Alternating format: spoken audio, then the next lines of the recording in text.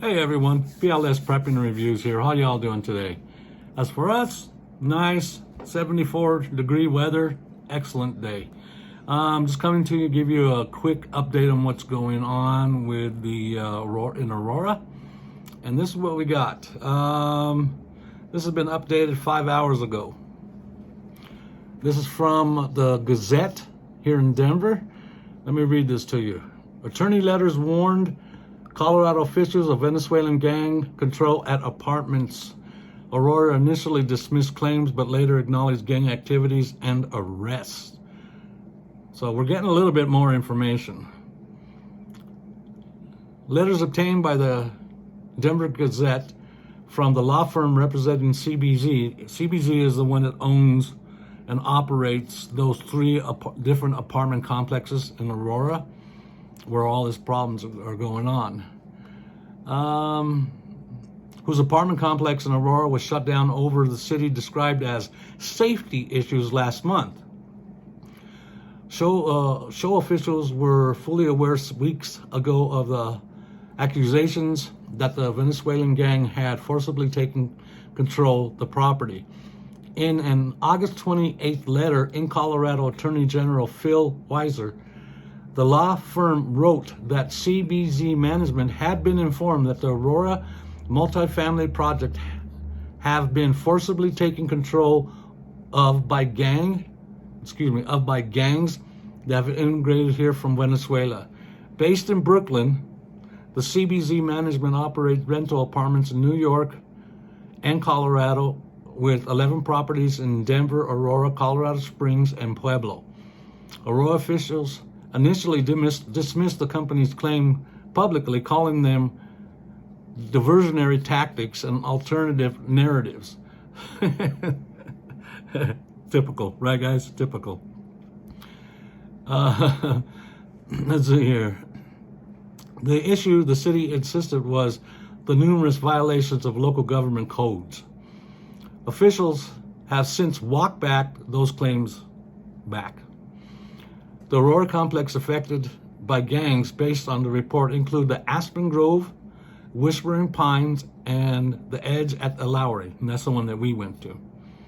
Last week, the city acknowledged that the attorneys earlier arrested a documented Tres de Agua gang member, or in other words, TDA, twice over a shooting incident and a separate case in which a man was badly beaten at another apartment complex.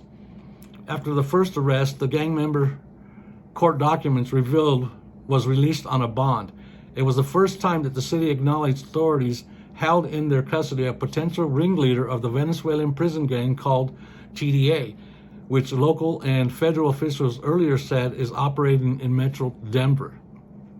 The property for all three Aurora multifamily projects was notified of the takeover, and one of its clients' housekeepers informed the property manager not to return to the Aurora multifamily projects due to the danger to his well-being, the attorney for CBDZ management wrote.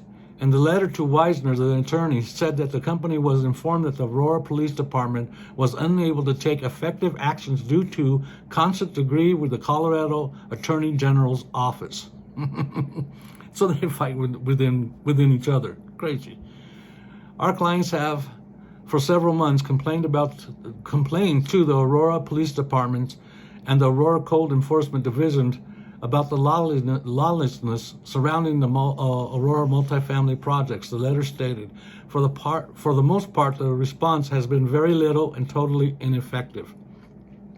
The police department is emerging from years of scrutiny over its handling of the 2019 death of a 23-year-old Elijah McLean, who died after an encounter with the officers and paramedics as he walked home from the convenience store. McLean's death prompted the Weisner's office to investigate, which ultimately led to the consistent decree to enforce changes to Aurora's policing policies. The gang takeover occurred on June 27th, according to the law firm. The law firm did not respond to the phone calls and emails seeking comments. Lawrence Pacheco, a Weisner spokesman, confirmed that the letter's authenticity to the Denver Gazette Tuesday. The Attorney General's office advised the attorney to contact local law enforcement with concerns about the criminal activity on the property, Pacheco said in an email. Having already done that, the owner of the CBZ Management, through its law firm, then reached out to the Aurora City Manager Jason Batchelor.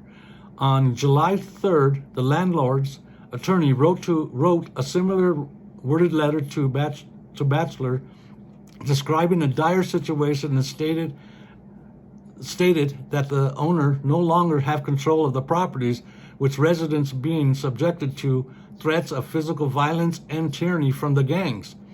The city said it's unable to immediately authenticate the letter because Batchelor is out this week. Typical.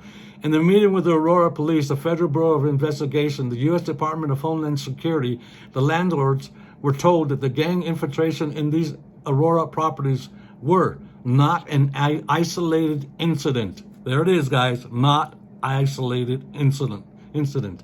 Told you. We all told you. But numerous other multifamily projects in the city of Aurora and throughout the state of Colorado are subject to the same gang control, the letter said. So it's not only these three that we're talking about a lot others here. Roughly a month after Weiser and Batchelor received their letters, news outlets across the country, including the Denver Gazette, reported that the TDA gang members had given the green light to its rank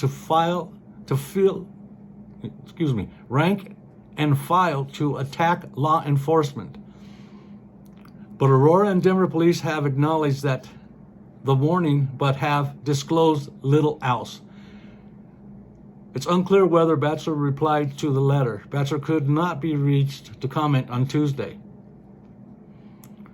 Oh man, this is getting crazy, guys. A tough problem to admit to. Check this out.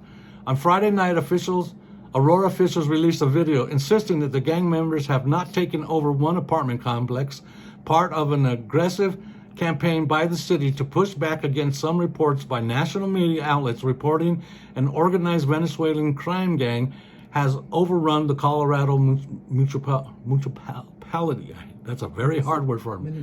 Municipality. There we go. A July 2nd email obtained by the Denver Gazette indicated that the Aurora Police Department was aware of the violence at the apartment complex and working to address it. We're doing what we can to address the spike in violence in the community and will continue to do so, Lieutenant Sean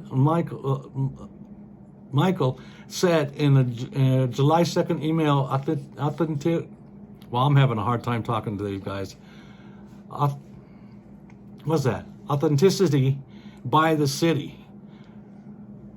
Michael is in charge of the police department violent crime section. We are implementing more proactive approach to the area in our community and have been seen an increase in violent crime, Mitchell said. Mitchell also encouraged the landlords to have residents report information to the police, which he said could be done off-site. I am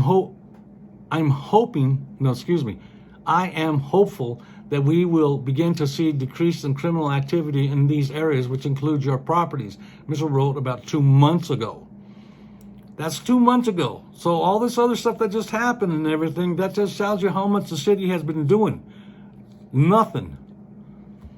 In the ensuing weeks, the Denver Gazette has learned the authorities had twice arrested a documented TDA gang member in connection with a shooting incident at one complex, and at least one gang member has been arrested in the Denver jewelry heist. TDA is a Venezuelan prison gang with a diverse portfolio of criminal activities that include human trafficking, particularly of immigrants, women and girls, drug trafficking, kidnapping, extortion, and money laundering. Victims who have sought to escape the exploitation are often killed by the gang members, and their deaths publicized as a way to intimidate others from coming forward, according to the U.S. Treasury Department.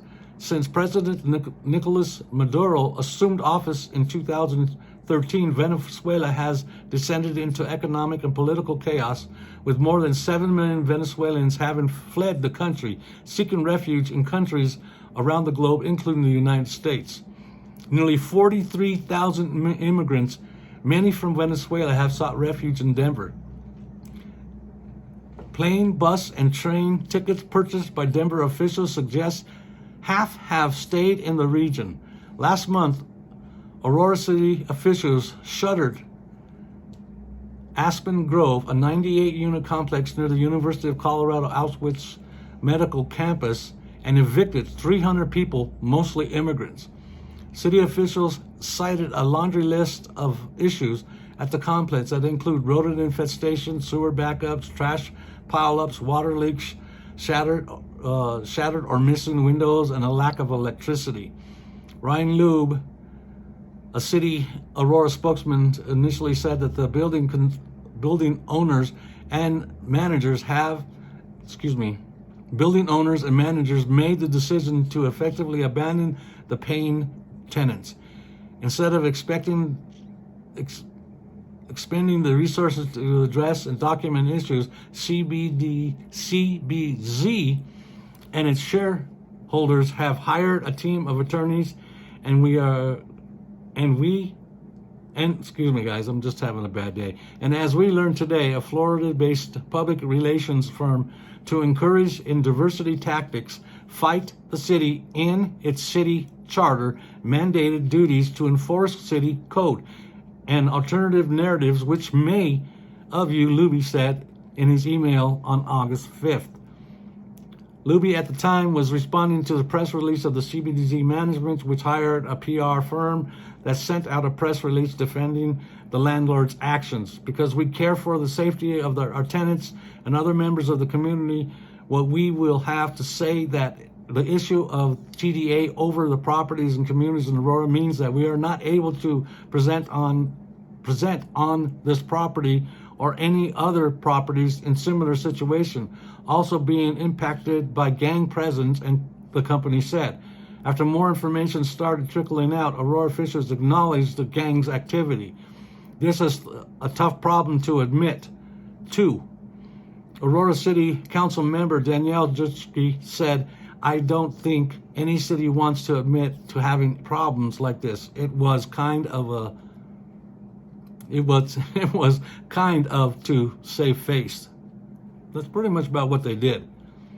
Jutski also was among those who have publicly raised the issue of gang activity in the Aurora apartments. Last week, the video surfaced of men with assault rifles, dressed in hoodies and ball caps, bursting down doors and of the apartment units in the city. Aurora Mayor Mike Kaufman, who did not respond to the phone calls and emails Tuesday seeking comment, has acknowledged the Venezuelan gang have taken control of several apartment complexes in the northern part of the city, calling it a nightmare situation. Now, Kaufman is the guy, the mayor. He's the one that came out and told Janiski, the councilwoman, that it's her imagination and everybody else is imagining. He's the one, okay? So he wouldn't do anything until now. We have the police, we have DHA, Department of Homeland Security, we have FBI, all saying that, yeah, this is going on. And now he acknowledges he wouldn't listen to the people. He wouldn't listen to anybody. It's ridiculous. It's crazy, guys. It's just crazy. It's sad to see this stuff going on. Now, also, I want to let you guys know, Lisa and I have not gone back down to the Aurora area. There's some complications that we're having, and most of it has to do with other people that are supposed to be going with me that basically chickened out. So me and Lisa are trying to figure out how we can do this by ourselves if we can, which I seriously doubt it. But I need you guys' response. I need you guys' help, especially here in Colorado. If any of you are willing to go down with us and help us, we'd really appreciate it. Please contact us. You can contact me at laststand389@gmail.com. I appreciate it, guys, and I appreciate you guys listening and understanding what's going on. But please contact us. But I'm going to let you guys go. We got things we got to take care of. I really enjoy having you guys here. And I really appreciate you guys coming and listening to what this old man has to say. All right, guys. We'll talk to you later. PLS out, but not gone. Take care, my friends. Bye-bye.